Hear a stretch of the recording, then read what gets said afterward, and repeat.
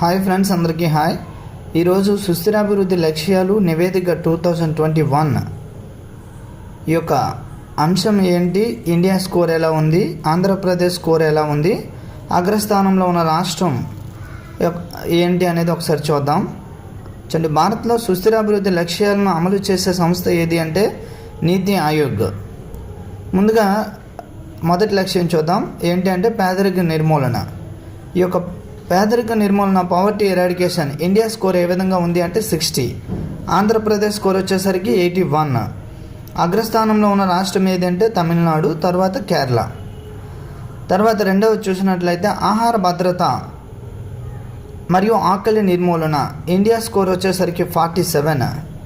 AP 52. అగ్రస్థానంలో ఉన్న రాష్ట్రం చండీగఢ్. తర్వాత మూడవది చూసినట్లయితే ఆరోగ్యము మరియు సంక్షేమం, ఇండియా స్కోర్ 74. ఆంధ్రప్రదేశ్ 77.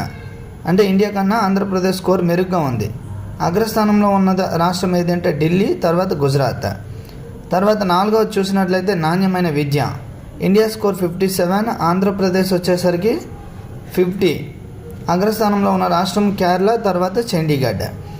తర్వాత ఐదవ లక్ష్యం చూసినట్లయితే స్త్రీ మరియు పురుష సమానత్వం, ఇండియా స్కోర్ 48. ఆంధ్రప్రదేశ్ 58. అగ్రస్థానంలో ఉన్న రాష్ట్రం అండమాన్ నికోబార్ ఐలాండ్ అండ్ పుదుచ్చేరి. తర్వాత ఆరవ లక్ష్యం చూసినట్లయితే రక్షిత నీరు మరియు పారిశుద్ధ్యం, ఇండియా స్కోర్ 83.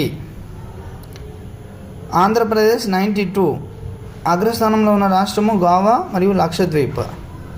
నెక్స్ట్ తర్వాత చూసినట్లయితే ఏడవది అటవీకరణ మరియు శుభ్రమైన శక్తి, India score 92. Andhra Pradesh score 100. Top state వచ్చేసరికి ఆంధ్రప్రదేశ్, గుర్తుపెట్టుకోవాలి. తర్వాత తెలంగాణ, తర్వాత గోవా, తర్వాత హర్యానా. నెక్స్ట్ ఎనిమిదవ లక్ష్యం చూసినట్లయితే ఉపాధి ఆర్థిక అభివృద్ధి, India score 61. Andhra Pradesh score 67. Top score వచ్చేసరికి మొదటి రాష్ట్రం వచ్చేసరికి అగ్రస్థానంలో ఉన్న రాష్ట్రం హిమాచల్ ప్రదేశ్, తర్వాత గోవా.